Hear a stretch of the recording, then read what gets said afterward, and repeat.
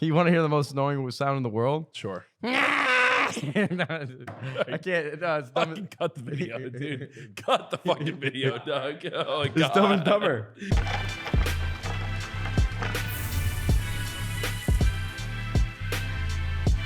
Ladies and gentlemen, welcome back to an unfamiliar set. The reason why I say it's unfamiliar is only two of us. Yeah. CouRage and Nadeshot Show, the way that it was intended to be. And we are here for a very special occasion. This is the final episode of the CouRage and Nadeshot Show in the Cash App Content House LA. So we've been teasing it for the last year now, but 100 Thieves is finally moving into the new facility. We already moved in our business employees, and the teams and the content will follow. We have a sound stage and a production studio where this stage will be moved, or this set will be moved. Oh. And so this is the final episode. And on top of that, we're actually going to be leaving the Cash App Content House to move to a new content house. A lot of changes. Wow. It's like a New Year's resolution before the New Year's. Yeah. It's We resolute to be different. Did that make sense? No, actually, I don't think it did, guys. Just to start that off as 1-0 for me. Yeah, no, I'm excited, man. This house has been great to us, but it's like when you get hand-me-downs from your older sibling, and it's time to move out of them and grow out of them. We've grown out of this house. Well, I wouldn't compare this house to a hand-me-down. It's been a dope-ass house. Oh, no, it's been great. Memories. But we're at a point now where we're bursting at the seams. No, of course. There's a new member ready to join, new memories to be made, and new neighbors to bring bottles of wine to when we have get-togethers. Yeah, I'll tell you what, though. That's going to be a tough neighborhood to throw parties. It is. I feel like we've gotten away with a lot here. What's great about this home, when we threw all the house parties for Jack, for Ray, for Brooke, was the audio. I mean, the sound. When the doors are closed, it's really difficult to hear outside. Yep. And I mean, it is a new home that we're moving into, so we'll see how it plays out. But that's like a very residential, wealthy neighborhood. So if we throw parties like that, I don't know how well that's going to go over. And our neighbors on Cool one side shit. are awesome. The other side, all she's had to deal with was basketballs in her backyard, and she just has asked, I think, someone on staff, she just throws them back over when she can. Wait, really? Yeah, someone's interacted with her. And asked what to do with the balls. Well, I've talked to that neighbor way more. We have to jump over to that wall to get those balls. Either way. But then across the street, there's not much too, so it's worked out well. But yeah, no, I know exactly what you're saying. We're gonna make some things happen. Yeah, I'm excited because for this episode, we decided not to bring on a guest. I've actually had the not the urge, but there was a plan at one point for the CouRage and Nadeshot Show just to be you and I. Yeah. But then we thought, we're in LA, we've got a bunch of different gaming creators that live out here. Why not bring a guest on every episode? But in reality, I think two really close friends just shooting the shit is my favorite format because we get to talk. I feel like we did a lot of interviewing this year. Yeah. There was discussion, but it's a lot of listening. And you and I both are very vocal people. No, never that. Yeah, no, I think what it's become has been super awesome, especially, I think I remember making the original list at the beginning and being like, well, geez, man, what if we just can't get someone always for the show? But that's never been an issue. We've always had great guests. Well, it's not an issue for us because we don't have to worry about it, but Alex and Jackson. Oh, no, for sure. No, there's people that self-made was people that handle that. But what I mean by that is I remember originally talking and being like, well, what if we do more of a current events type thing or this and that? And maybe it'll develop more to that in the future. But I think it should. I think next year it should be more episodes where it's just you and I. Yeah. So the only thing with this episode is that I don't want it to turn into, you remember when you'd watch your favorite television show growing up, and then at some point in the year, it's the dreaded day for me was when they would do a recap episode where it's the best moments from the past season. And I'm like, fuck, here we go. Every time a recap episode would come on for The Simpsons, I'd be livid. Yeah. I'd be pissed. So I don't want that to be this. We can reflect on some of our favorite guests, some of our favorite moments. We can talk about stuff. Yeah, we'll have a good time. Regardless of that, I have to do our final Cash App read inside this home. And it's a little bit of a longer one, but this one's important. I've told you guys this multiple times. This is for a very good cause. And it's really silly if you don't sign up for Cash App when you hear this whole spiel. This show is brought to you by Cash App. If you don't use Cash App, then fuck you. As you know, Cash App is the simplest way to send and save money, and it's now the simplest way to try and grow your bank. Introducing CouRage and Nadeshot, drumroll, as fast as possible, Cash App investing. Unlike investing tools that only let you buy entire shares of stock, Cash App lets you instantly invest as little or as much as you want. This way, when your favorite company's stock is just a little too expensive, you can still own a piece with as little as $1. That's actually pretty fucking convenient. And finally, because Cash App is directly connected to your bank account, there are no 4 to 5 day waiting periods for inbound transfers, so you can start investing today. Brokerage services are provided by Cash App Investing, a subsidiary of Square and a member of SIPC. Zip. Now, all of that was very important and great and all, but this is the part where you guys need to listen because this is close to my heart. We are also excited to be working with Cash App. We're also working Cash App to support the Gamers Outreach Foundation. Now, when you sign up for Cash App and use the promo code THIEVES, THIEVES, not only will you instantly receive $10, Cash App is going to give you $10, but Cash App will also donate $10 to Gamers Outreach. Being in the hospital can often be lonely and a scary experience, and Gamers Outreach is trying to change that by providing games and equipment that helps kids cope with long-term treatment. Use the promo code THIEVES to get $10 and help some fellow gamers out. Win-win. Download Cash App from App Store or Google Play. Gamers Outreach literally builds go-karts or carts in children's hospitals and allows sick kids who can't leave their rooms or can't leave the hospital and allows them to play video games. You get $10. You get $10, and Cash App will take another $10 and donate it for kids to play video games. Guys, if there isn't... There's no negative. There's no reason not to do... I mean, They say nothing in life is free. This is fucking free. It's literally free. It's literally free. It's free cash. So what Matt said is extremely important. This is still cool, but as always, thank you for reviewing the podcast. You give it 5 stars on iTunes. Finish it strong. If you haven't done it yet and you've listened to 15 damn episodes, go leave us a 5-star review, please. That'd be so great. This one comes in from Craft2769. I love listening to this podcast, whether it be on the way to a golf tournament or just looking for tips to grow my own stream. That kid give me some lessons. Keep up the great work. Big moves at 100 Thieves. Thank you so much for the 5-star review. And as always, make sure you sub to the channel. 100 Thieves on the road to 600,000 subs. I don't know, but I feel like you and I would crush it on like an old school news desk. Ladies and gentlemen, breaking news. As I do with the Nazis have... Hitler and his forces have pushed west to the Polish front. Russians have come in for support, but it's not enough as France continues to lose hold. Dude, that's kind of fucked up how good that is. And you don't even have the GoXLR voice audio filter. Thing. That's oh, so good. Dude, wait, listen to how I start my day today. So I'm ready for this COD update. I'm ready. Boom, boom, boom. Holy shit. Wait, how big was the COD update? It's got to be big. 20 gigs. Did you see what happened? What they fucked up? With the S&D? Yeah, when you click start now and search destroy, if they have the bomb and shoot, they show up on the radar. Yeah. And the compass too, even if you're not click start. Yeah, definitely not a solid thing to have in the game. And then that clip of gunfight, you know, what map is that? With the crates. Either way, there's like staircase up each side and then downstairs, upstairs. Yeah. Docks. I think it's called docks. Docks. Somebody uploaded a clip today of a boat, like a gigantic boat, just plowing through the entire map. So I love stuff like that. Clearly, the Q&A testers at Infinity War were either rushed or were not prepared because there's a lot of things that are fucked up with this update already. And Search and Destroy, that's game breaking. That's a big one. Yeah, I think a lot of people were expecting.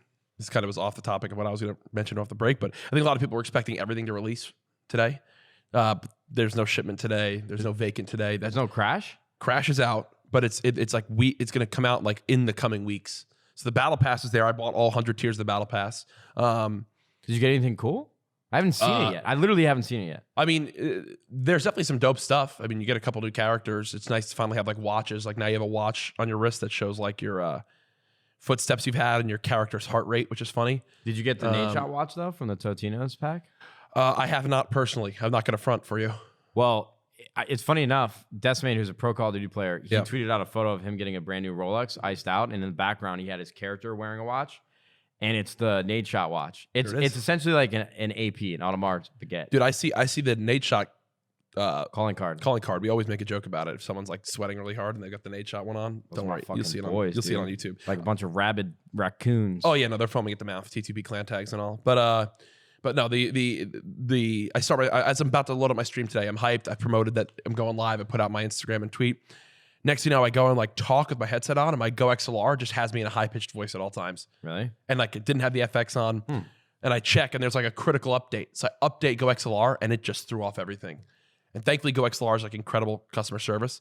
But I hit up the guy there, and he's like, "Yeah, we fucked up." So don't update. So don't update. Yeah. And it took me like 10 minutes to get it back on track. So my stream was a little bit late, but like, oh yeah, no, like my Wildcat, when I was in Discord, could hear him through me still.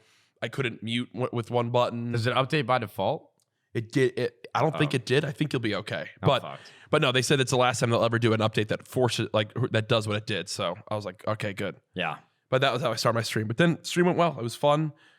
Messing around at S&D. Crash is cool. It's interesting though. It's not the same Crash. Is it to scale? It's to scale, yeah, but they've added like little areas.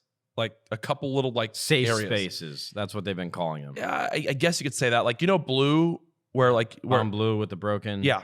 So now there's an area behind that has like a counter head glitch to the head glitch that you have outside of like dumpster, 3-story. Outside 3-story, yeah. So now like that dumpster head glitch is really not nearly as strong as it once was because someone could be on the other head glitch and challenge you. I mean, that head glitch used to be incredible, but the way that you would counteract that, which made it so fun, is climbing up on the helicopter and jumping down the blades. And you can't, there's no blades anymore. I don't think you can jump from mid-helicopter. That's fucking stupid. Yeah, so... See, this is the problem, is that, and this is the beginning of a much larger rant, but everyone's excited, or there's a few people that are excited. Mm-hmm. I wouldn't say majority, a minority of people that are excited about maps being revamped.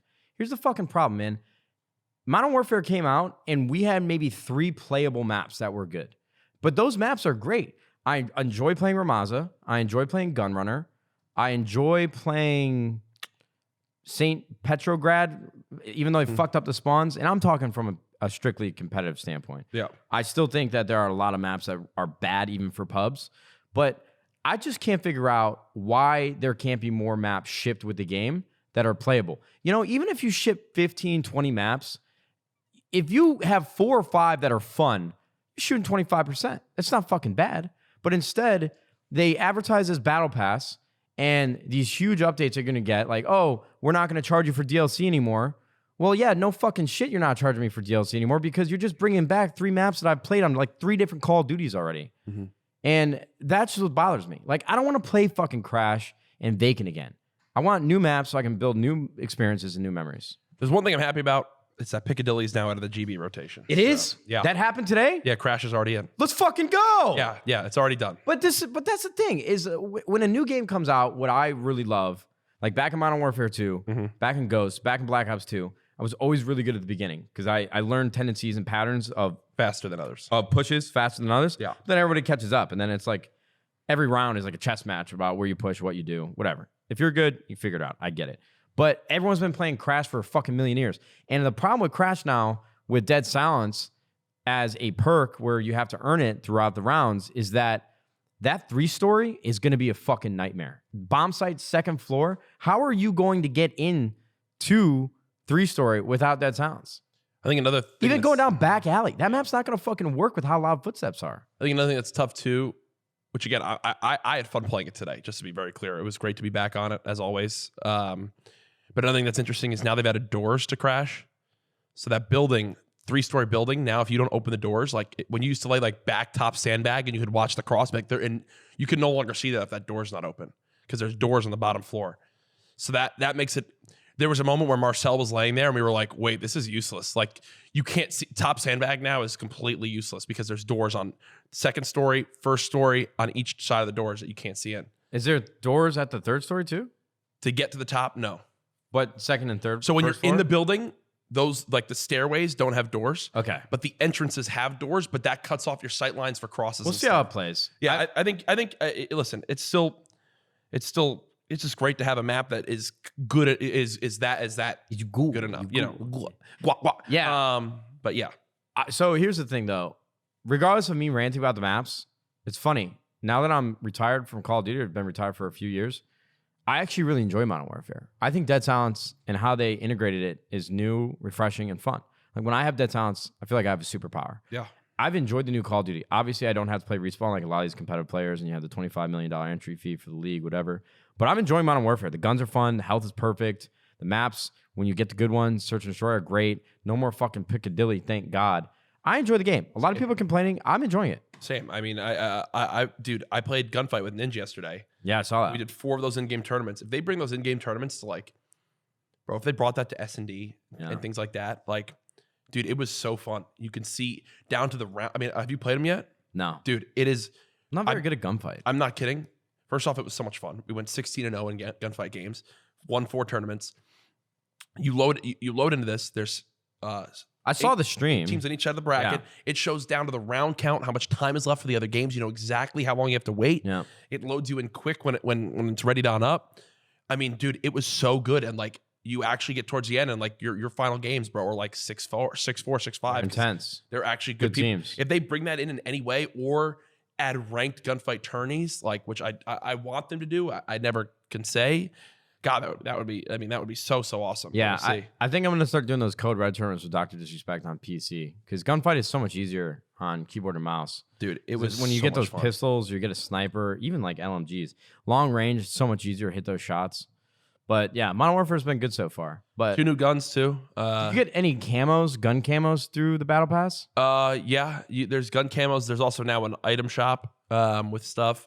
There's an item shop. There's what's cool, which we were laughing at, was there's all new executions as well. Holy So, shit! like, And you're the running execution's already really crazy. Dude, there was one where we were playing S&D, and the guy was starting to defuse the bomb, and I think it was Scotty 407 runs in, and the guy's defusing, and his character runs up, drags the enemy by the legs, spins to the other side of him after dragging him, grabs the guy's neck, and just twists it, and you watch the character's eyes go white as he gets killed. I was like, what the fuck?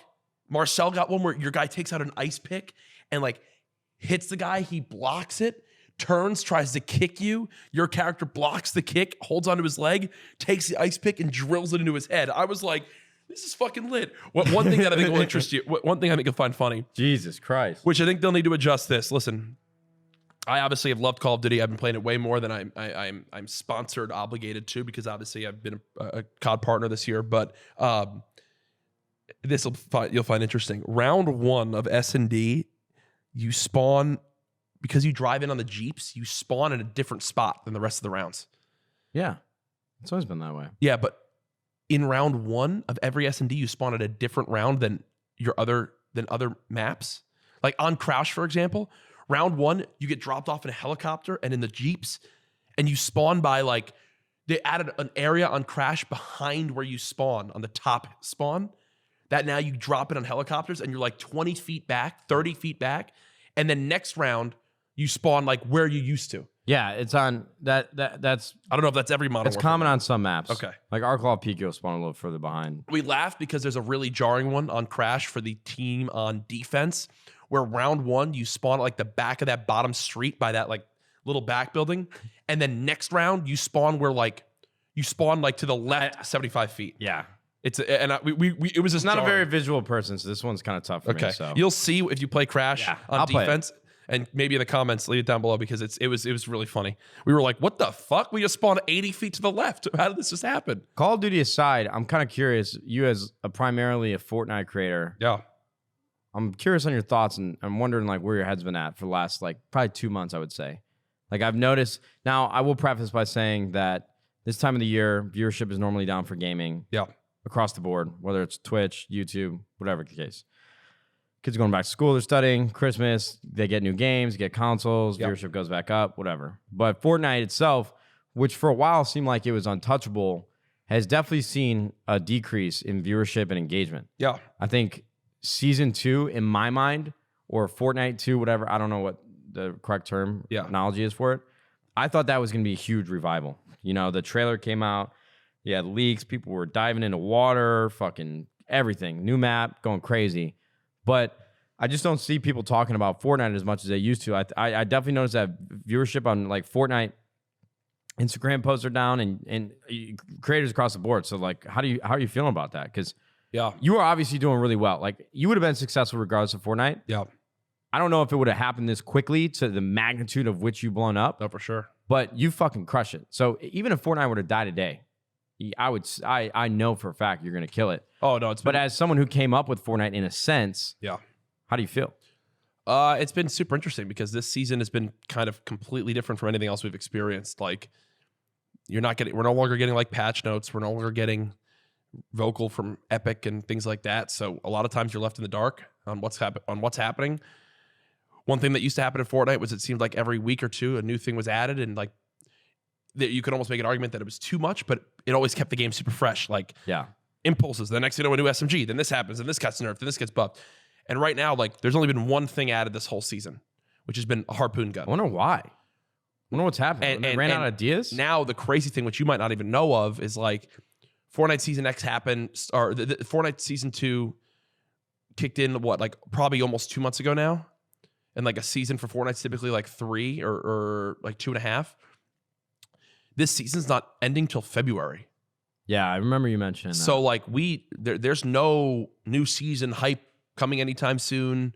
Sure, there'll be like the 12 days of Christmas, but like or like the Christmas stuff they have going on. But like right now, it's super interesting. I mean, I had a blast yesterday because we played with me, Ninja, Tim, and Lupo, getting the old squad back together. Saw that, yeah. I had like 12,000 viewers on YouTube. It was great. Like I was really happy with how it was going, and people really supported it.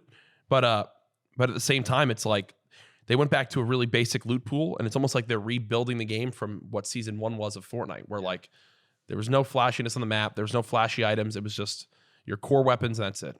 And that's kind of where we are right now. And with how much stuff's going on with the release of Modern Warfare, like, dude, it was funny. Like today, I'm surprised you didn't play Halo today. I did. I just played for 2.5 hours. How Me and was it? Legion. How'd it feel? It was fun. I mean, it was me and Legion playing. I had a blast. They already have like MLG. Did you play with the controller and get aim assist? Yeah, Legion played with the controller and was dominating like normal. Is there an FOV slider? Yep. Jordan was playing on 107 FOV on PC with the controller. I was playing on 104. I wonder why they started with Reach though. That's what I said today. I was why laughing. the fuck would they start with Reach? I mean, I don't know. It was interesting. Can we really quickly talk? Can we talk about Halo MCC and just that era? Because when Halo MCC was announced, Yeah. I started on Halo 2. I spent 3 years of my life playing Halo 2. Same. Then I went to Halo 3, Gears of War, landed on Call of Duty, whatever. The Halo MCC hype around the game. And one question that I always talk about, or I always have, is how big was Halo really back then? Because I have an answer for you well, when you're done. who told you what the answer is? No. Well, just to put in perspective for people that don't know, I talked about it on stream today. Like Halo 3 was such a big game that it literally won the console battle before it even happened in PS3 versus Xbox 360. No, so yeah, I understand that, but the scope of which I was looking at this situation was MLG back in the day. They were on USA Network. You could watch Halo 2 tournaments and Halo 3, I think, for a little bit on USA. Yeah, and every fiber of my being wanted to be a Halo pro. Like I just want to be an MLG professional player. It's like all I could think about was my dream. Yep. But I'm curious now if we had analytics and insight into every stream and every data point that is accessible to us today. I wonder how big Halo actually was back then. Mm-hmm. Because everyone's always wondering if Halo's going to make a comeback. Everyone was pushing 100 Thieves to sign a Halo team. But in my mind, Halo MCC was the biggest fuck up in video game history because they announced the revival that you're going to be able to play every game on new gen consoles. You want to play ranked on Halo 2? Go fucking do that. You want to do it on Halo 3? Knock yourself out. This game launched and nothing fucking worked. Literally, the game did not function. Yeah. You couldn't even sign on. Like, you couldn't even play the game. You would search 4v4 Team Slayer and get a 2v6. It made no sense. It's unprecedented in Halo history. It was insane. So you had like this big perennial moment for Halo, like this comeback, resurgence. Modern day Twitch is here. YouTube creators are as big as they've ever been. Like you have a launching pad for Halo to make a comeback, and then Halo MCC just shits the bed and is broken. Dude. So then 343 goes dark, and they announce what? Halo Infinite. The creative director just quit or got fired or something like 6 months ago. I don't know how long ago, but very recently. And then they come back with the resurgence of Halo on PC so that all these streamers can play it. And they start with fucking Halo Reach. Explain it. Yeah. Am I fucking crazy? I honestly, the only thing that I think is that it's all part of their launch plan through Halo Infinite's release. So it's like maybe they go back in time. Now for the next almost 12 months, let's say to the launch of Halo Infinite, we're gonna see a Halo game re-released every 2 months, and you're gonna get like a 2-week period of hype around that game. That makes sense. And it's like today, it was the number 1 game on Twitch. You had Tyler 1 playing to 20,000 viewers. I was watching at the office. Summit. You had Doc on it for a bit. For a gamer that doesn't know what Halo was, seeing all their favorite streamers go on this game that's 9 years old on just Reach, just to get that feeling, should be a testament to what Halo was at its peak. So they're probably going from worst to best. The way that you explain that. I mean, we'll bring back Halo 2 and Halo 3 right before Infinite comes Bro, out. give me like the summer of like that launch and I fuck with hit the that. face. Yeah. But like, dude, all I know is this, man. I preached about it for a minute when the music was playing today, and I launched Halo, and you're getting the whole thing. Oh, dude. And I can't stress again, bro. September 25th, 2007, Halo 3 is released with a full functioning 1 to 50 ranking system. Well, with the 1 to 50 ranking system sucked compared to Halo 2, but it whatever. was still 95% better than anything that's ever come out. Yeah. In gaming, 100%. You have a great campaign, a brilliant campaign with all the co-op that it has, Man, and then the skulls to go mission. for. The skulls to go for, so memorable. You have a fully functioning theater system. You have devs running around with fire skulls. Yes, dude. You have a forge system that has never been seen before in that capacity. A file share where you can go and download the top games of the week, where you could have your things trend, where you could make something and take over, where you could have your top screenshots, where when you kill a prominent person, I take down Optic Nadeshot back then, I fucking can put that shit in my file share. I assassinated his ass, you know? You have custom games, a rocket race. Griff Ball, like flipping the elephants, like iconic maps, dude. Like this game was so far ahead of its time and was so insane that legitimately you could put Halo 3 up against every single game on PlayStation at that point, and it was that good that you would go, well, yeah, but everyone's on Halo. I gotta get Xbox. I gotta for play Halo. Yeah. Halo I by agree. itself. I agree. Was that You're not big. wrong. And that is I'm thinking they're ace in the hole for Halo Infinite. They're launching their new console. They're going to launch their new console with Halo Infinite next year. That's like what everyone's predicting. It's so funny too, because as an older gamer, now 27 years old, it's funny to hear that people still have like this Xbox PlayStation debate. You know, I've been on TikTok quite a bit, and some of these memes these kids fucking make with like Xbox or PlayStation beating the shit out of one or the other is fucking hilarious to me. But back then, I consider myself to be an Xbox kid. Like when I was 16, 17, I'm like, I had a PlayStation 1, I had a PlayStation 2, and then I got Xbox, and that was like the console that you wanted. So that you could play Halo 2 with your friends. Halo 3 came out, then Gears of War, knocked that out of the park. God damn. But now, I kind of consider myself to be PlayStation. Yep. Which is funny because these exclusives and these new IPs of each console, they just don't really exist anymore. No, like you're shooting yourself in the foot if you're an exclusive to PlayStation or Xbox. I don't know. That for me, I can't. PlayStation is so far ahead, bro.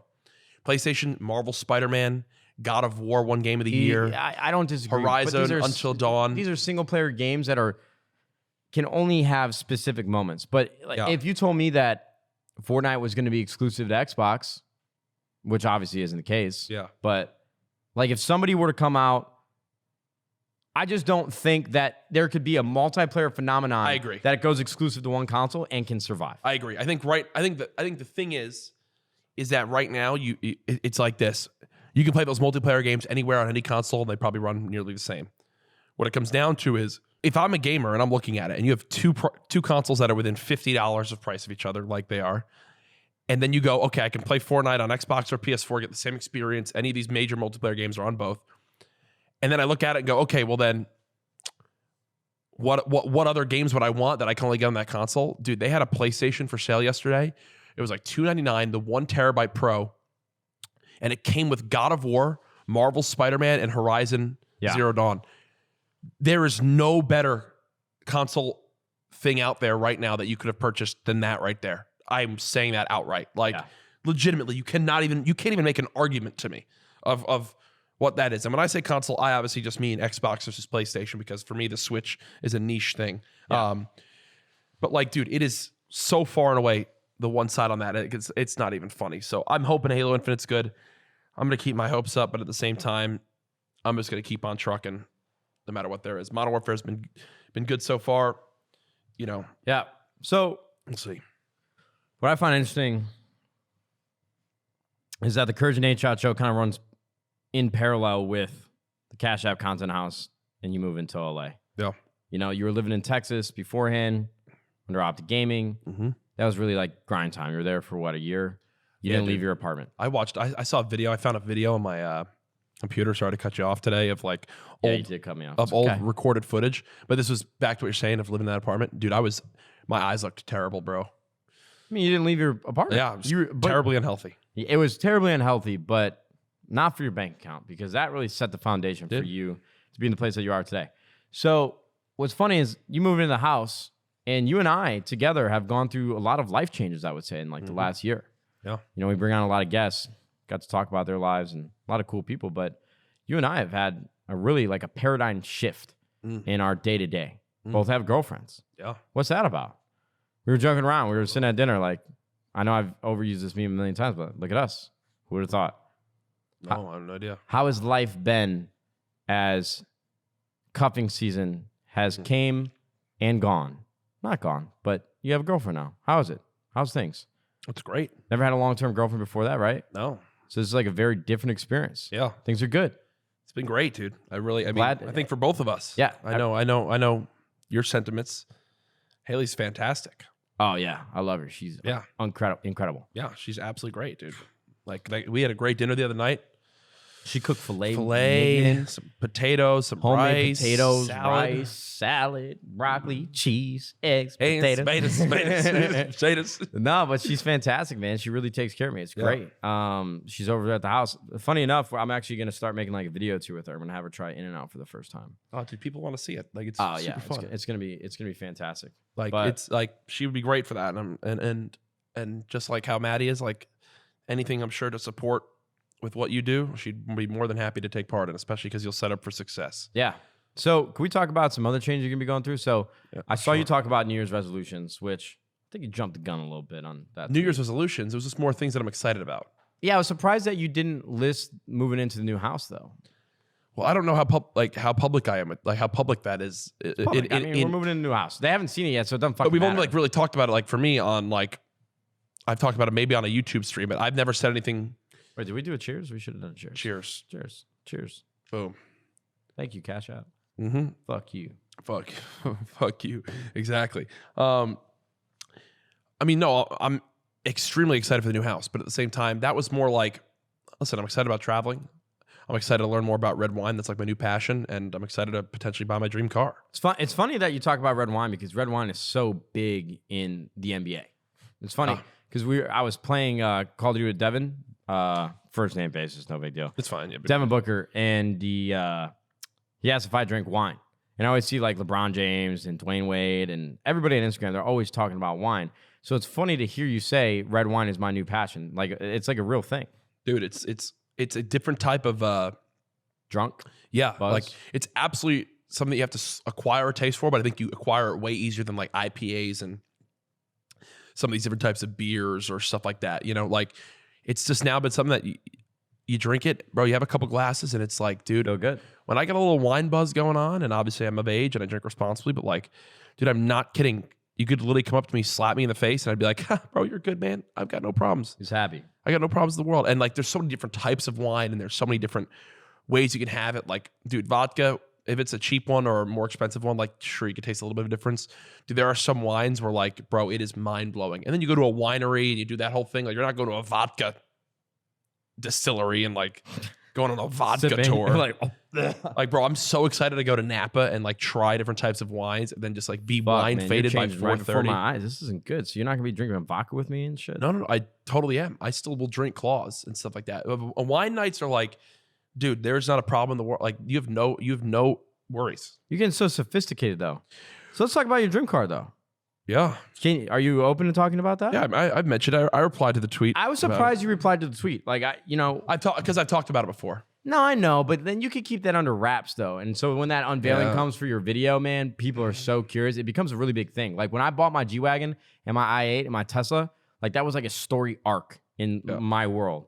I got to make multiple videos about it. People were chomping at the bit, talking about it for months. I couldn't believe it. I'm flattered, but I didn't realize people would be that interested in what cars I'm going to buy. So I didn't realize you're so open to talking about it. I think that for me, it's more like the people won't know when it arrives. Like I'm not going to be there and be like, my car video is going to be in a month. Like, oh, the car's coming in 2 weeks. You know, it's more like if I were to do what I want to get with that car, I wouldn't receive it for 6 months. So like if I'm going to custom do it. So it's I don't think it'd take that long. That's what I got quoted. Really? That's what I got told. Yeah. It's a 6 month process. So for me, it's like, dude, I would almost want to get it. And then like, because I'm going to Italy in March, like I would almost want to imagine I could go to Lamborghini in Italy and see it live in person. So you're, for everyone that's missing, putting the dots together here, he wants a Lamborghini Urus. Yeah, like Lamborghini truck. Lamborghini truck. I mean, 2020, year 2. Year 2. Okay, I wonder what changes they made. Are you going to Italy in March? Yeah. Well, Maddie had already had a flight booked to London, and then we're going to go to London for like 2 days, and then Italy for like 7. That's like, fuck, man. I mean, my big goal was to just do more traveling. Like, dude, we're at an age where we have the financial means to. I have someone that I want to travel with who's also very versed in traveling, makes traveling so much easier and so much better. And why not? Why? Yeah, I get it. I mean, I'm going to Paris in February. See? And then we're going to Switzerland after, I think, with Haley. Like, that's just what you have to do, bro. You ever seen them Instagram ads where it's like people in a hot tub and it's like there's 5 feet of snow all around the hot tub and they're like cheersing with champagne, looking out at a mountain? It's going to be you. Yeah. I wonder what happens after the story, though. Like, after you see that image, the fuck is going on? Couples in a hot tub? Cut. I'm hoping to find out. Towels around them. Cut, yeah. Freezing. Can I get a puff on this guy? I'm sick of this shit, Jerry. Where's my jewel? Like, Jesus. No, I think... you ever seen them ads, though? You know what I'm talking about? Yeah, of course, dude. Like, where they have fucking hot chocolate and shit. Relationship and, like, goals. Oh, that's what I plan to do. Oh, dude, I will be naked. I'm so excited for you guys. I think, one thing I experienced... What type of food they had out there? Switzerland food, like chocolate and that really smelly fish. It's the only thing I'm worried about. No, they have good. Like, you think literally outside of like England, like UK, your food's like England, your food's trash. You think I get a chicken breast out there, just like chicken breast? Yeah, but dude, listen, I think you're gonna surprise yourself this year. I think this is you. I think this is the year. Listen, I think this is the year where Nadeshot begins to go a little bit more out of his comfort zone. Hey, I tried bone marrow. You did, dude. That was great, and I'm never gonna force you to do anything crazy. I tried bone marrow. You did. You tried bone marrow. You tried this type of like gnocchi. You tried someone else. Gnocchi. What was your favorite guest that we had on the podcast? Oh wow, that was a really hard Oh transition. no, we can keep going. I had something I was gonna bring up. Go, keep it up. I'm thinking I'm getting ADD. You know, when you mentioned travel, I think a thing that is the worst part of traveling is obviously the flying and it's terrible and that part of it. But like, dude, I had such a bad flight the other week that. You know, and anxiety has been a part of my life always. Yeah. And I've mentally learned to deal with it for the most part, but it's never like fully gone, right? And I noticed that probably for the second time in like 4 months, compared to when I hadn't really felt this in like 10 years, was like my anxiety where I was like, holy shit, like my stomach's bothering me because of it. Like I really just can't get over what's happening right now. One of them was when I had omakase sushi and like I literally walked in and like my stomach like dropped because I realized that I was not prepared to have sashimi with a astound chef in almost a one-on-one setting. And I just didn't even eat. I had 2 bites of things that I knew I wouldn't like just because I was trying to be respectful and I realized I was in over my head. And then the other was this flight where typically I'm fine on flights, but it was such bad turbulence. The entire US was covered in turbulence. I mean, you saw the map that I realized like, dude, I think it's time for me to go and talk to a doctor and figure out if I need like like a prescription to help me with my anxiety. And I typically never do those things. Yeah. And I'm not saying I'm obviously never going to abuse it or anything, but like in times where I'm prescribed and told by my doctor it would help me in these scenarios, like if it's something that will help me and make my life easier to do in these things, like I don't see why I wouldn't. And I feel like it's something that you're preaching the fucking choir, man. I mean, so I've always thought of going. So I don't assume that a doctor. Funny enough, I went to the doctor a couple months ago and I told him about my anxiety because he's just asking. I got a general physical checkup, got blood work done. And he's like, "So what's going on? Like, how's your head? How's everything?"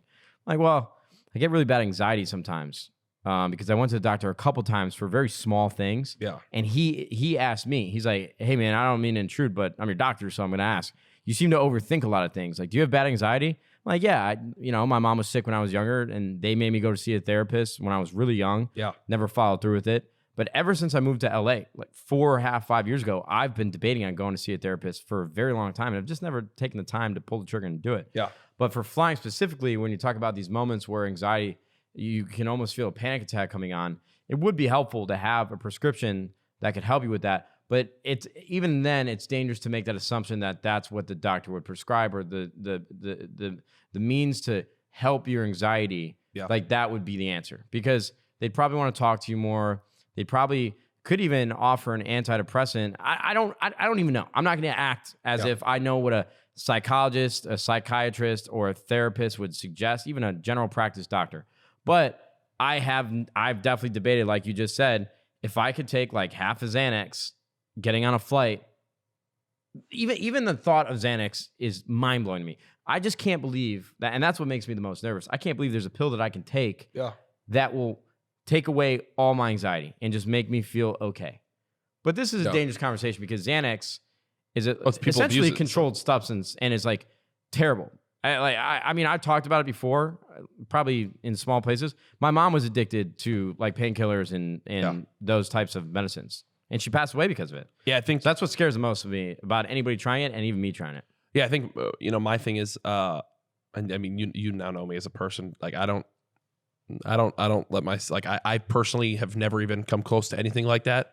So when I say it, I'm confident in myself and how I am and what I know about me, that like I would use it very, very rarely in only the most extreme scenarios, and it's like where I want to travel more. Like the number one thing that my anxiety gets sparked by, if it has a chance, is through flying. And if I can have something that, if I might use it use it 3 times a year in the way I'm supposed to. And if it's for 12-hour flights that are the struggle, I put way more value in like doing that, giving myself the freedom to not stress about that, getting from point A to point B, and then having an experience that I will never forget for a trip to where, when I want to go to Australia this year, there's a chance I go to Singapore later in the year. The fuck, bro? You're going to Italy, Singapore, Australia? You're even going to live in the damn house? Yeah, 100%. I'll definitely be there. But the fuck's going on? No, I think right now my goal is, like, especially for these next couple of years, is to like always have a major trip to look forward to. If you go on a trip, do I have permission to drive your Lamborghini? You do, yeah. Great. Yeah. That's all I want to know. The mob? Hell no. Fuck the mob. Yeah. Who I don't care about them. Who are they? I don't know. Never even met them. I keep forgetting their names. Oh, I've met them because I've basically dismantled the entire mob time and time again in beer pong. It's insane. I have not lost a 1v1 in beer pong to anybody in the mob yet. It's fucking insane. Frosty doesn't even have any money. Owes me $1,000. Classy owed me $1,000. Told him not to pay me. He felt bad. Yeah. Mako probably beat me in one game, but I won the best 3. He owed me money, but then we were tied up because he beat me in 2v2. Yeah. They fucking suck. I hate the mob. Wow. Okay. Yeah, I tried to FaceTime. I tried to FaceTime Frosty yesterday to make a joke on his stream, and he literally couldn't answer because his phone didn't function. So he had to pull out an iPad. That's borrowed. He just pulled out. He was like, I didn't answer. He's that fucking geek playing FIFA, getting shit on, trying to create a team. No, those guys they ain't even here, and we're just killing them. We always cooking them. They can't even go on social media today. Because they're trying to get verified, dude. Good luck, have fun with that, Doug. No, but I think, looking back on this, would you consider the Cash App Content House a success for what it did? Absolutely. Yeah? Absolutely. Same. I think, and this is something that I was going to talk about at the end of the year. I think everyone's done a fantastic job. I mean, it's easier for me to talk about because I see what happens behind the scenes of 100 Thieves production and how hard Alex has worked, how hard everybody on this crew has worked on the podcast. Yeah. 9 a.m., 8 a.m., being here early, getting the set ready, everything getting ready to go. We've had the podcast here. We've had parties here, which is great networking and great for face value for 100 Thieves. We've filmed countless, Content House videos when we finally, put all the pieces together and started shooting them. We've had so many great moments in this house. I mean, I would actually argue that the Content House has probably been our most valuable asset for 100 Thieves this year. 100%. For sure. I mean, if you add up collectively how many views and how many on stream, on YouTube, announcement videos, like the Content House has been a fantastic tool. Yeah. We've had guests stay at the house. Yep. It's been fantastic. Yeah. So I'm really happy with it. It was funny because trying to explain a Content House to a lot of the smart people. I mean, everyone's smart that works at a company, but like John and Jason. Like, I don't think it really made sense to them at first, but slowly but surely, as they saw creators interacting and learn more about the content piece of esports or what it could potentially be. Yeah. And it's one thing for me to try to explain the Optic House or show what the FaZe Clan or what FaZe Clan does.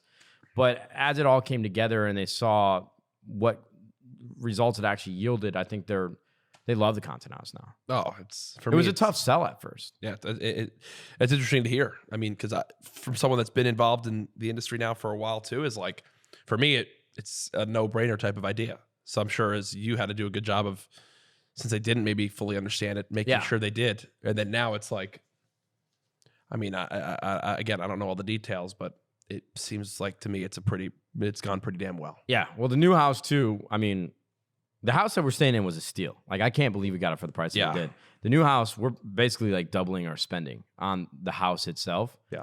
Because you saw it. I mean, the house is fucking dope. Oh, it's dope. We're going to make some sick videos there. And that's what I can't wait. That's actually another aspect of this that I'm excited for, is that you've done a good job already so far of uploading a couple videos that are different from just gaming content. But I think if you and I took 2020 very seriously and even had like Cloaksy visit like he talked, but I can't believe a word he says, but I love him to death, but I can't trust him as far as I can throw him. Yeah. If we really take things seriously with Brooke and Ray and hunker down and really get to work on real life content and different things that are similar to gaming, but in a different space, we can crush. Agree. I completely agree. Legitimately, completely agree. Like, I can't wait for you guys to see this new house, man. For everyone listening to this podcast, it's fucking sick. That's gonna blow you guys' mind. Like, legit. As we talked about, like with Fortnite views or whatever, like, and switching to Call of Duty and doing more like that, like, yeah, sure, some of those videos aren't performing as well as they once did, but like, it really got me excited that my Wired fake autocomplete interview is like already over 300,000 type views, and my vlogs are still over 250,000, 300,000 views. So like, people are obviously still very interested in like what we're doing and things like that, and us and me personally, is your stuff has always done very well when you're consistent and uploading, which I think know now you have a fucking, with this next year, I feel like it's the renaissance for Nadeshot, dude. Well, I would actually, I mean, as a creator, me being a little self-absorbed, I'm lucky because I don't upload for like 3-4 weeks at a time and then upload the video and it still crushes. Yeah. Like, my channel's a cheat code. My viewers are fucking dope. Yeah. They're always kicking it with me. It's wild. Yeah, dude. It's honestly, it used to be the most stressful part of my day while working at 100 Thieves. I was like, are people going to come back and watch these videos? They always do. They always do. You guys are fucking dope. They put out a good product. Yeah. You got a great team with it. Oh, you do. Open boxes is lit. Hey, but people want to see it. Did you? And so you saw The Irishman, right? I did see The Irishman. I thoroughly enjoyed it. I did too. Did you see my dad's tweet? I did, about how he had it on German or something. Dude, I honestly I can't even understand what he meant. He sent me a text. He's like, The Irishman fucking sucked. I'm like, you have no taste. You are wrong. Yeah. He's like, they sound like Germans. I had to watch the whole thing in subtitles. I'm like, Dad, the fuck are you talking about? I just stopped texting him. Like, I didn't even send a reply. Yeah. He puts out his tweet. He had his audio in German the entire time. So when he said they sound like Germans, were they just speaking in German? I'm pretty sure that's what he meant. Like, that had to be it. Because I don't know what else he would mean. It's it's not the first time, but it's like one of those eye-opening experiences. Like, my dad is getting old. Oh no, it's just okay, boomer. Like, that's my, yeah, that's like the perfect okay, boomer. Like, literally, it's like, yeah, it's in German. Okay, boomer. Like, sure. I mean, yeah, 100%, dude. Are you still going to see that movie tonight? Yeah, we got a good squad actually going. I mean, you're more than welcome to come join. No, I got dinner tonight. Sure. But yeah, no, we're seeing 1917. Yeah. Which Noah saw yesterday, and he said there's apparently only 3 cuts in the whole movie. Noah 456. Yeah, he did something too with it. So yeah, there's 5 of us going tonight, which will be fun. Apparently it's incredible. He said there's moments where like he literally, his heart was racing the whole film. So it's World War I trench, dude. I thought, oh wait, you're not really into this stuff. Okay, so I'm gonna here we go. Hold on, I gotta find this. Where's my Uber Eats? There's this place around the corner. You mean Grubhub? Yeah, Grubhub. No, it's okay. They only paid us for a little bit.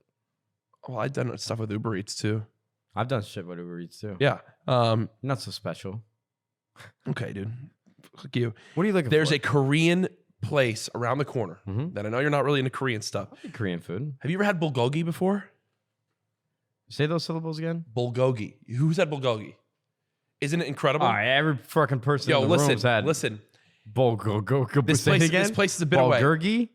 Bulgogi. Bulgogi. Okay. Kalbus Grill. Have you guys ever had it? Isn't it really good? It's rated 4.9 stars, bro. It gets here in under 20 minutes every time I order it. And bro, I just get, literally comes with exactly what I want. Rice, I get extra corn, an egg, which you obviously wouldn't like, bulgogi, and then hot sauce. Bro, I mix it up. It is fucking unbelievable. I'm mad we're moving because I just found the greatest discovery of food. I've had it 3 days in a row now. It's wild. I can see the excitement. I understand. I Dude, get it. It's like a glitch in the system. I can't believe system. Like literally. I'm like, what the fuck is going on? Seriously. All right, talk while I go to the back. Oh, God, I just broke something. It's going to be a long night. No, the Cash App Content House has been incredibly successful, guys. We've had a number of guests that have really, I think Jordan Fisher, who was most recent, obviously top of mind, his story has been fantastic. But the 2020 facility initiative for 100 Thieves, I honestly cannot wait for everyone at home to really see what we do at this place. Obviously, the CouRage and Nadeshot Show set will be moving to the facility like we talked about at the beginning. But just for me, obviously, I live and breathe 100 Thieves, and it's like the most important thing in my life, besides a couple other things. But the amount of energy that I've already felt in just a few short days of being at the office and having everyone in one place has been fantastic. I think spirit is really high going into the new year. January is going to be a crazy month for 100 Thieves. You guys have no idea. I mean, I've teased it a little bit, but we've talked about the apparel that's going to be showcased in the new year. It's very different, but more of the same. I know that sounds like some shit that in that Nike commercial with Kanye West and Kobe Bryant. Same beast, different animal. What the fuck are you talking about, Kobe Bryant? I love that damn commercial. But it's very different, you know? And we have really the entire year planned out for apparel and jerseys, and I could not be more excited. It's what a lot of my time has been spent on at the office. But actually, 100 Thieves aside, I want to talk about what the fuck is what movie we were just talking about? The Irishman, sorry. The Irishman, yeah. I talked about this on Twitter. I have seen Goodfellas probably about 50 times. Not kidding. Dozens and dozens and dozens of times. I love Goodfellas. It's like my favorite movie to show to somebody if they've never seen it before. And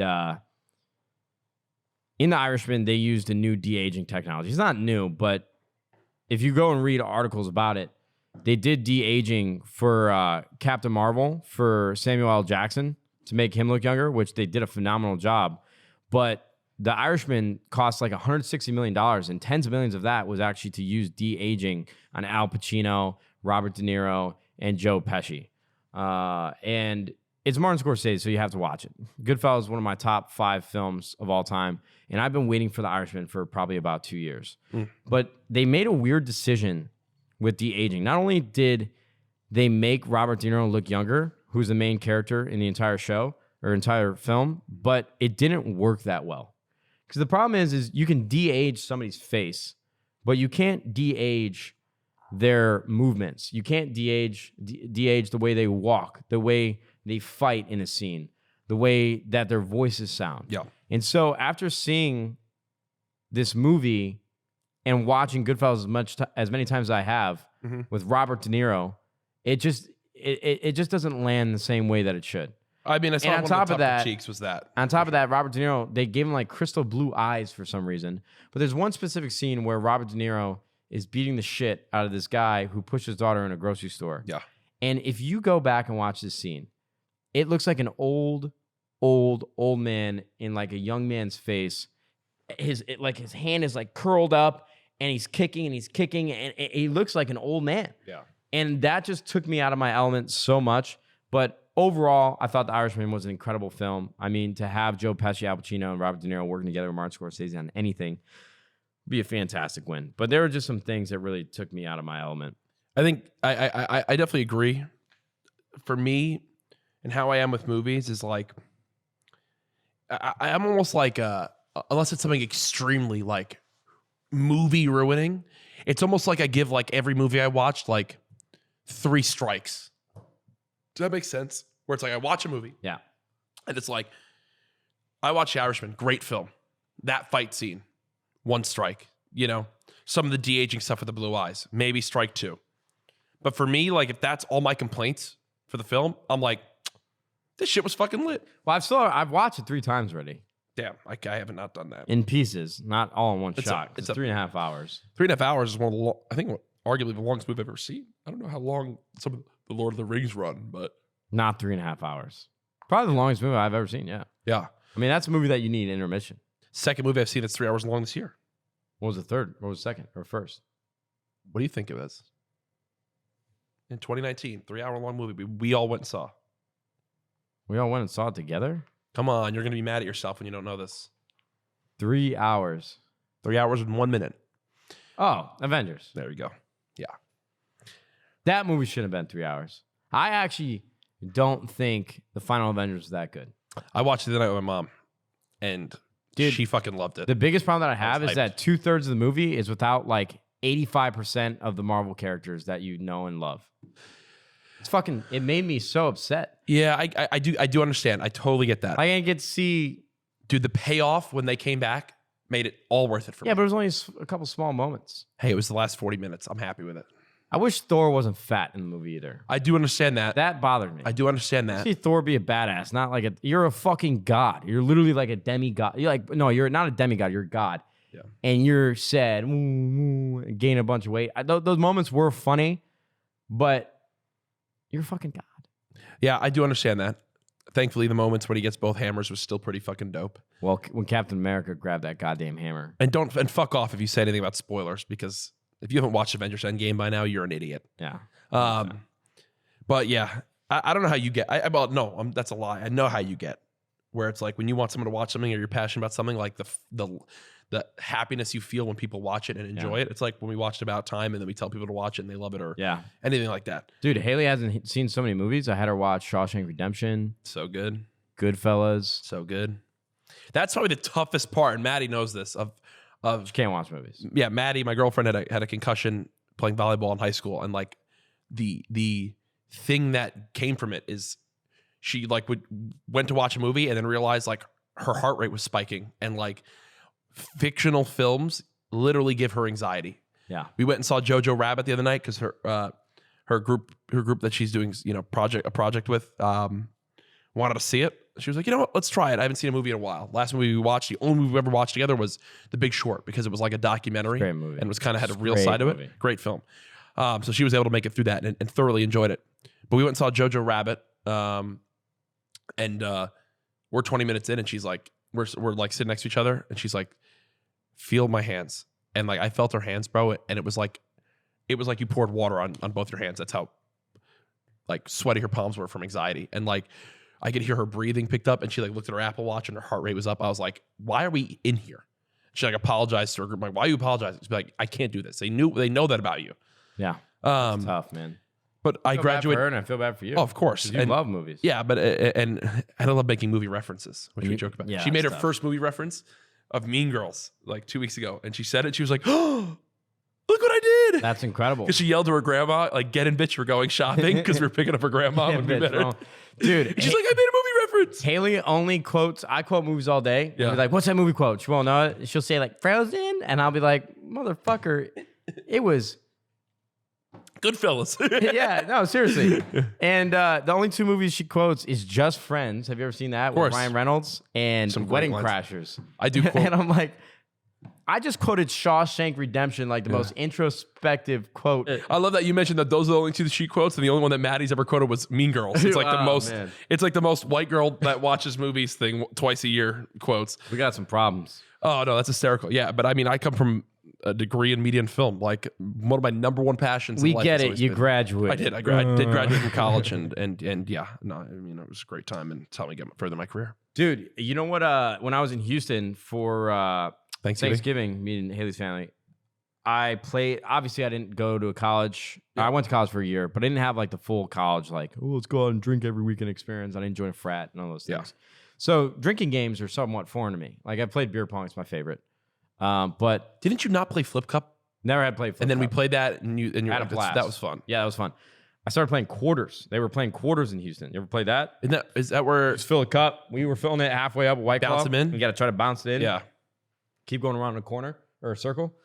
Dude, I could not even get close to the cup in my first like 5 turns. Yeah. And then when I finally figured it out, bro, I made 6 in a row. Made everybody drink. I would argue that I'm the best quarters player on the face of this earth. I knew that. And we need to start playing it. Quarters is a great game. It's social. Everybody gets to play. Keep having your conversations with one another. Yeah. But everybody's drinking. Great pregame game. I'm all in on quarters. No, next weekend. I need a quarter. We should play right now. This weekend we're out of town, but next Maybe weekend not on the wood table, though. Yeah, it would be good. Next weekend when we're back for Jackson's birthday, we're definitely having something here. Yeah. And like just like a little Junto club friend group out here. Yeah. And then like maybe a room, hit the room just to do it. But I'm totally like that's a perfect night for something like that. Yeah. So let me ask you this. Yeah. Personal lives aside, because a lot of people might not even understand what we're talking about right Yeah. now. Who was your favorite guest this year? Let's just pick one. Favorite guest. Let's pick one. Who was the most interesting? Like who really you walked away and you said that was fantastic? I really loved the Pokemon episode. Like I thought she ended it with like the icing on the cake of when she said, "Just Google me." Like that's one of my most memorable Google lines. me, bitch. That was so good. Jordan's episode was great. Jordan Fisher's had a blast with that. I loved both those episodes. Yeah. If I had to pick, I'd probably say Dylan Francis. Dylan's was great. I mean, we're really blessed to have great friends who want to be part of the show. Like, just to be completely clear, like no one's being paid to come on the CouRage and Nadeshot Show. You know what I'm saying? Like, it is people that want to come on. Half the time, half the people we had on this year were like, "When am I coming on the show?" And I'm like, "Dude, we were gonna ask you one day, but like, let's fucking go. When are you free?" Like, and it's so much fun. Everyone comes on, they have a blast. Again, we're blessed with a great production team that like these people get here. There's never been one time we filmed the show where they're sitting here for 30 minutes. They get in here within 5 minutes. They're sat down. Within an hour and 30 minutes, they're completely done. And everyone leaves it going like, "That was fun. I'm glad I did that. What a blast." Tim was a good episode too. Tim was a blast because should we throw everyone that didn't come on the show under the bus that we asked and said no? No, but I will definitely say my number one for next year is Ninja. Well, he owes us. Yeah. He definitely owes us, but then like, especially after hearing how much he loved doing the True Geordie podcast. Well, yeah. First of all, don't get me wrong. I love Ninja. Yeah. I would like him to come on the show. Tyler will be on the show in 2020. Great. There's no doubt in my mind. Great. Devin Booker. Devin Booker definitely come on. Definitely. I think that's a shoo-in for a great episode. He said in the offseason, that makes sense. come kick it. 100%. He stays in LA in the offseason. I don't care if I'm not signed on Twitch anymore. I'm turning up to the 100 Thieves party TwitchCon next year. Throw a YouTube con party. VidCon? Nah, it's not an official YouTube. And VidCon's weird. All right, dude. Hey, bro, I might be going. I don't know. You're gonna go to VidCon? I have no idea. I'm complete. I don't even know when VidCon can be next week. I have no idea. VidCon's a nightmare, bro. You might get killed. Okay, well, I guess I'm not going to VidCon. You'll actually find this funny. This is completely random. I said actually it's not random. The way I'm tying it in is VidCon, Anaheim Convention Center, Hilton, Anaheim. Yep, I'm there. I had a buddy being like, "Yo, I'm coming to LA for my fraternity." Love you, Taylor. Awesome guy. Can't wait to see him. He's staying in Anaheim. I'm like, "Bro, where are you staying in LA? Can't wait to see you." He's like, "I'm staying at the Hilton, Anaheim." I was like, "Homie, dog, you ain't in LA." I'm like, "Dog, if we're gonna have dinner, your ass is coming here. I don't care if you typically live in Baltimore and now you're out here and you think I'm making an hour trip." You should have sent him a voice message say, "Can you meet me halfway?" Right. I should have sent him a voice message that said, "Kick fucking rocks, bitch." Hilton, Anaheim. That's fucking cracked up. I sent him the screenshot. It was like 40 something miles.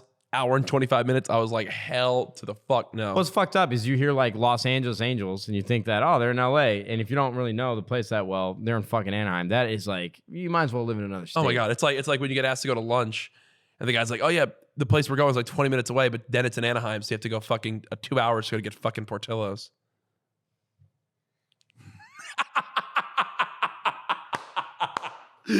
Matt was not ready for that transition right there. Here's what I'm gonna do. Hey, what? You try to tell me, bro. I will. Matt, you cannot. Listen, I love that day. That was a 2 hour long drive. Are you pulling up the traffic reports for right now? No, I'm gonna look up how many views the video has. Oh, here we go. Here we go. Let's see if that trip, that hour-long trip was worth worth the time. it. Yeah. Let's find out. I'll look it up right now. We've been going for an hour. What, on the podcast? On the podcast for an hour and 15. Oh, we don't need to stop. I'm chilling. I gotta go to dinner anyway, so it's good if I have a little. Hold on, let me find this. Oh shit, I went way too far. I have not uploaded that many videos. Yeah, hold on. I was about to say, bro, you scrolling that far? You probably got 6 uploads. 340,000 views. Was the 2-hour trip worth it for that chocolate cake and the chocolate cake shake and to make your friend happy? It was great. No, it was great. I can't believe the moment that I knew that we were going too far was when we ate all that, because we ate a fuck ton. Because I wanted to try it. 3,000 calories. And then it was you or someone had the nerve to say we really should still hit the trampoline park. My dream house would have an indoor trampoline park. Imagine going to Portillo's, eating that much food, and then offering to go to the trampoline park when we still had an hour and 30-minute ride home. I'm sorry. Do you not like fun? Because a trampoline park after... Do you know how fun trampoline parks are? Not after Portillo's, dog. Well, jump off the calories. Jump off? No. The way I'd jump off the calories, that I'd jump and then the calories would come off through my vomit. Have you ever done a backflip on a trampoline? Yeah. We used to have a trampoline at my house. Okay. Well, my sister nearly broke her nose on it. No need to flex. It got used for like a year. My mom was she was a secretary at the hospital in the emergency room. And so she never would let us get a trampoline, even though we had a perfect backyard for it. And our next door neighbors, who she wouldn't let us hang out with because they had that trampoline. Yeah. She would never let us get one. And I would say probably my biggest accomplishment in the last 3-4 years was doing a backflip on a trampoline. Like, I can't even explain how happy your biggest accomplishment in the last 3 or 4 years? Yeah. Okay. Sometimes I randomly daydream, like probably once every couple weeks, about doing another backflip on a trampoline, how great that would make me feel. Yeah. It's the little things. I used to daydream about like saving the day in front of like my high school crush. Like, you're eating at Burger King. Next thing you know, someone comes in and tries to hold the place up for a robbery. And you try to think what you would do in that situation. And you're like, bro, I'd go in, save the day. And then next thing you know, insert name here of the girl that I had a crush on would see me save the day and be like, wow, you're so hot. Let's go on a date. And then I'd wake up and realize that I at that point had never come close to feeling the love of a woman. Yeah. And I would turn on my Xbox and play Halo 3 MLG. Dude, thank God. Thank God. Thank God that I hadn't gone through puberty until I was 18. Thank God. Because all I did was sit at home, play video games, and I fell in love with it. I wonder what the fuck I would be doing if I were like anywhere near like social in high school. Dude, I'm really grateful that I didn't drink till I was 21. I'm really grateful I didn't. I was a fraternity president. That must have been a lame ass fraternity. No, we had a good time. You didn't drink? I didn't stop things from happening. But you were the president? I didn't drink. Yeah. Yeah, but you're supposed to like haze the little idiots and like drink. Yeah, no, I didn't do any of that shit. You know me, I'm business, bro. We won the 5 highest awards you could win, and I fucking love flexing. None of you guys fucking drank. No, they all did. You guys might have won 5 awards, but you had the least amount of fun. I was the only person in the fraternity that didn't drink. Maybe that's why I was president. Gentlemen, we have a 2 beer limit tonight each. Yeah, kick rocks, bro. Dude, so that was some of the most stressful times of my life. We had a moment where everyone was at there was one of these big parties in this courtyard, and I was asleep. It was Labor Day. Wake up to like 10 phone calls. Answer. Jack, a deck collapsed and fell on top of like multiple of our fraternity brothers. I was like, shit. What? And one of them was unconscious, not responding. No, I know you're but I was like, what the fuck's going on? Terrifying. Was he okay? He wound up being okay, yeah, but broke his back. And then 2 other brothers had full-fledged concussions. Oh, this shit actually was real happy. Oh, no, there was people got injured. There was 30 drunk college kids on a wooden deck from probably 1974. And it fell on top of fraternity brothers who were below it. Wow. And I had to have a phone call where I had to tell someone that like we weren't sure how their You had to do that? There wasn't like a college representative, like the dean that would call the parents? There was Labor Day. And it was like an unregistered party. And you're like the point of contact. How similar was that phone call to the call that you had with the mother that was upset that you were playing with her 10-year-old kid on Fortnite? It was infinitely worse than that. It was infinitely worse. It is my perspective. I mean, that clip is It is Jack Courage Dunlop Gold. If you guys have never seen this video, Yeah. this mother comes on the mic and asks Jack multiple times, "Do you usually play with boys that are this age?" Yeah. And it's the first time in my life that I've ever seen Jack at a loss for words ever. Truly lost for words. I for some reason, like 3 of my best friends are just so quick with the whip. Like they're like they could sell ice to an Eskimo. It is insane. You, Hector, and Fwiz, you always have a comeback for something. You're just always talking. I mean, that's why you guys are so successful. It's the first time I've ever seen you speechless. You know what it was like? It was my like favorite. It was like if It's like I think it was because there was 10,000 outcomes for what could have happened, and that was one where I would be speechless and it hit. I've never felt like that. I can maybe count on under 3 times in my life where that's ever happened. I can't even remember the last time before that, if it's ever happened. Genuinely, truly speechless. Wait, so the fraternity phone call was worse or better? It was way scarier. Wow. Like there was like tears involved and shit. Wow. Not for me because of the person's family member. It was fucking terrifying, dude. Actually, I want to bring up something else. Okay, this is random. Okay, I like random. Vegas McGregor fight. It's coming together. Yeah, Alexis has been told. Jess already knows for Tyler's schedule. But dude, you think you want to know? Have a separate group chat that I'm not in? No, we've just been gaming. We played when we were playing Fortnite. Like you kind of brought up more. To be included. Dude, listen to this. Imagine this craps table. Me, you, Ninja, Tim, Jess, Alexis, Trevor May, Hector, Scump, Seth. Maybe we can get Dennis. Well, Cloaksy. There's a lot of people at that table. We got to keep it to like 8. I want a full 12-person craps table. Can you have 12 people at the craps table? Yeah, you can easily have 12. That would get rowdy. Oh, dude, imagine how much fun that'd be that would unbelievable. be. And you know, with the people that we know out there, how that would be set up. Yeah, that'd be unbelievable. I'm in. Do you think if with our combined people we know and understanding, we could get enough tickets to the McGregor fight? No. Or a suite? Those are tough. I mean, I don't know. I feel like your management group has great relationships. I have really good relationships in Vegas. Yeah. But combining it all. Yeah, but at that point, it's like, do we even go? No, we should definitely go to the fight. I definitely want to see McGregor fight. Again. Problem is, though, here's the thing about UFC and boxing, for that matter. I truly believe that those events are so much better to watch on TV than in person.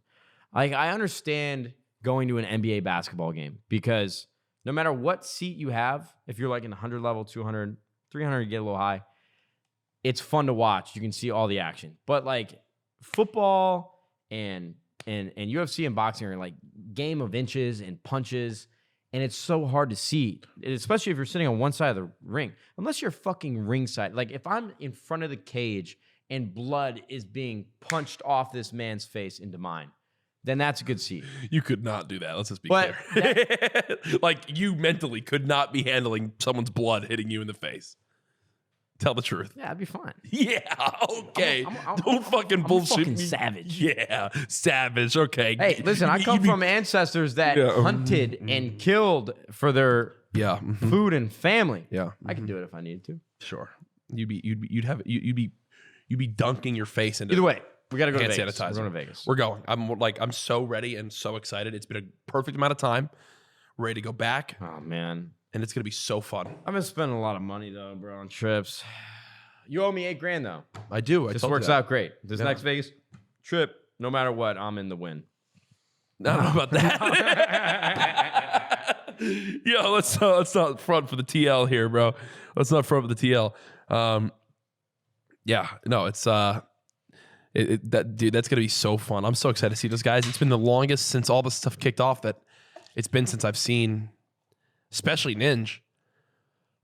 Last time I saw Tyler was E3, right? Yeah, it's been a while. 6 months almost, dude. No, we went to Vegas after E3, I think. Oh, I guess we did. Yeah. Okay, well, since then, which was still 4 or 5 months, 4 months. Yeah. All right. But yeah, we went to the last McGregor fight. It was great. That was the Drake. The Russians versus Drake, the Irishmen. Yeah, I still tell the story of like, dude. Drake's concert. It was lit. When we left the floor, we were leaving the floor. The fight ended. Hector's going, go, go, come on, go, go. Because I was the last one in the end. So we're leading out. All I hear is this eruption. And I turn and look back, and I just see the guy's legs flopping into the ring because it was popping off. And I was like, whoa. Hector's like, go, go. So we're walking up the stairs. And you remember, But bro, if I did a 360-degree turn, I could see 10 fights. Like As soon as 10 you got people out to the punching. concourse in front of us. Dude, people were flying out of the stairwells. Drunk Russians versus drunk Irish people punching each other. And I turned and looked at you, and I could tell you were in your like, I need to get us out of here mode. You were locked in. And I was like, all right, Matt's gonna handle this. So we're walking, and Hector's still got his vlog camera. I don't think he ever uploaded it, but Hector was like vlogging these guys like beating the shit out of each other. He uploaded it. You did? Okay. But then all I remember hearing is, because we're like kind of watching this, and I'm like still kind of faded. So I'm like, whoa. And all I hear is you're like, yo, over here. And I like turn and look, and you just have this door open. And bro, there is all out hysteria. Like genuinely, I can't stress that enough. Fights, everything. And I'm like, come on. We go over to Matt. We walk through this door, and it was like the Chronicles of fucking Narnia. It was insane. We walk in the stairwell, Dead hand silence. to God. I swear on Marty, my beloved dog. We walk in the stairwell. Matt shuts the door behind us. Not a single breathing human. Not a single soul. This insane. was all out hell. And now you're in a stadium. We're in an arena. And I'm going, well, where the fuck does this lead? Matt leads us down one flight of stairs. He goes, yo, this way. We're outside. Right? Bro. And we're outdoors. And I'm like, I almost went like this. It was like the, what's that movie we watched with the hats? Where they've got the books that they can see. The Adjustment Bureau. The adjustment. It was literally like the Adjustment Bureau. We teleported out of the T-Mobile Arena in Las Vegas. Nobody was there. No one else. It was almost like it was like we found the emergency exit. Brother, listen, I had $8,000 in chips from the You roulette did. table, and I was trying to play craps. Dude, because we got to that fight so late. We only saw the fight before and the McGregor fight. Yeah, and the problem was we had been drinking a lot, so I had to pee the entire time. And the lines for a men's bathroom at a UFC fight are fucking insane. You'd be surprised. It's a very high Yeah, man. that was a men great demographic. trip, dude. We've had a lot of good moments, man. We I mean, have. these moments are not related to 2019, the Courage and Nadeshot Show at all, but hey, what a great tangent to get off and go on. Dude, I'm We're waiting so for Gabe excited. anyways, right? Where's he at? No idea. I mean, he might. Gabe's here? I'll tell him to fucking come in. How long has he been waiting there for? Gabe's 10 minutes? been sitting outside the door just Guys, because the reason why we made this set open was so that the house felt alive. This was like the exact purpose of having an open set. Hey, I walked in the background of the Self-Made podcast today, snuck upstairs, and was getting filmed. We had Mark Merrill on. I know, it was great. Well, it took every ounce of discipline in my being not to ask him how much money he's got. Bro, my man was like talking about, I couldn't even follow. I was like, brother, you need to shave off these IQ points and hand some over to me. Cause I you know, that we've had a couple guests on Self-Made where I just feel fucking stupid. It's me, surprise guest. Hey, Gabe's Gabe's here. here. Gabe, we've been Yeah. talking. That's my vlog camera? You guys been stealing that? No, Mark wanted to give it to you if you're going to film tomorrow with. Haley Hay with the jumper. First round draft pick. Wait, we're still filming. Yeah, we're still live.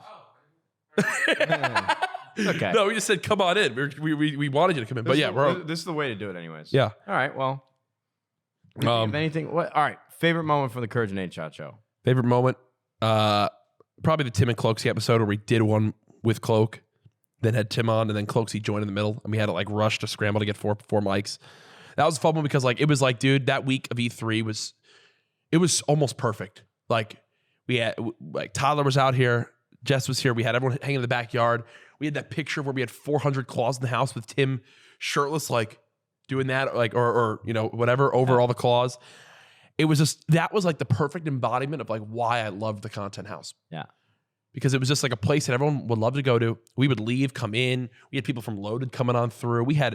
It was just like a revolving door for like 5 days of fun people to have. Dennis was here the whole time. It was a good time. Yeah. It was a good one. That was probably my favorite like duo episode. My favorite was when Carl Anthony Towns said that we know he's got the Supermax contract. Yeah. And he said, man, all I want to do is be able to buy an Xbox. I'm like, oh, for real? Like, for real. uh-huh. Yeah. My man's pulled up the game day, Dolce & Gabbana, Dude. custom Virgil Abloh off-whites. I'm like, bro, No, come on, be real with us. No, some of his It's fucking stories. dope. You got a Supermax. Yeah, some of his stories off the podcast were even better, like the stories of his shoes and stuff. Because he has the biggest shoe.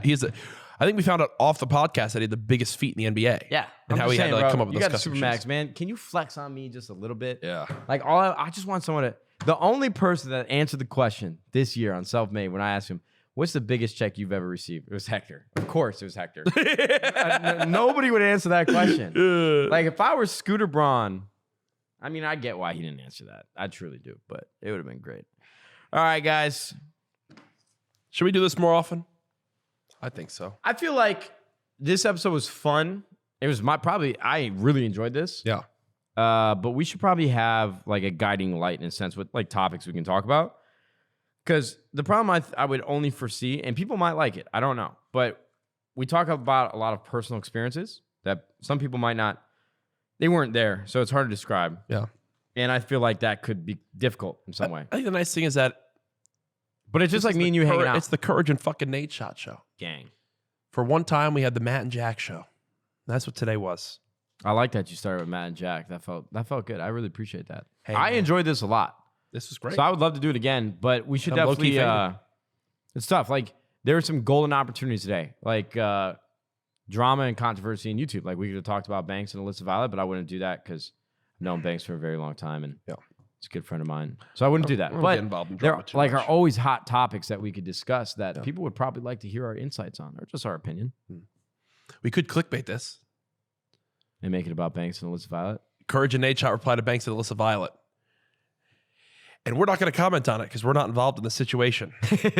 Boom. But we technically did it.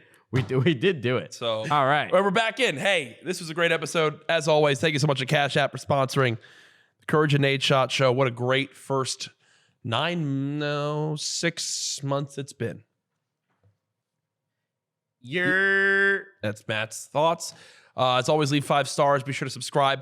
We've been going on for, I think, almost 90 minutes now. Yep. Probably one of our longest episodes, but that's what happens when two best friends get the opportunity to just chat and talk over a couple drinks and look back on what has been a wildly successful year for us both. Man, what a blessing it's been. Without Cash App support, this would not have been possible. Without the wonderful team here at 100 Thieves, this would not have been possible.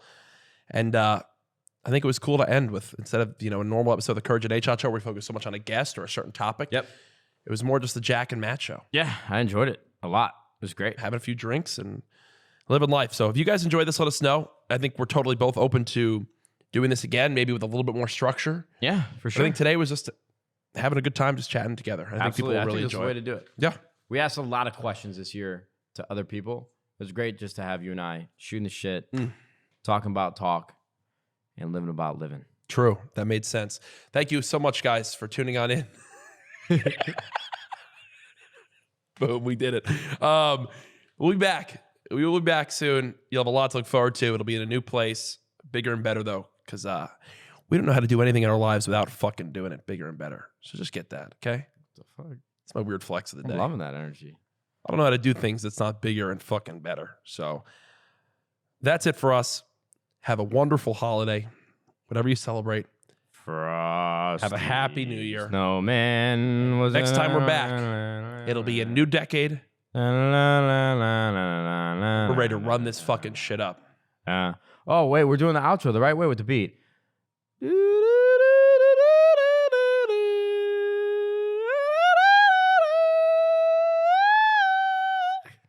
You want to hear the most annoying sound in the world? Sure. I can't. No, it's dumb. Fucking cut the video, dude. Cut the fucking video, Doug. Oh, my It's God. Dumb and Dumber.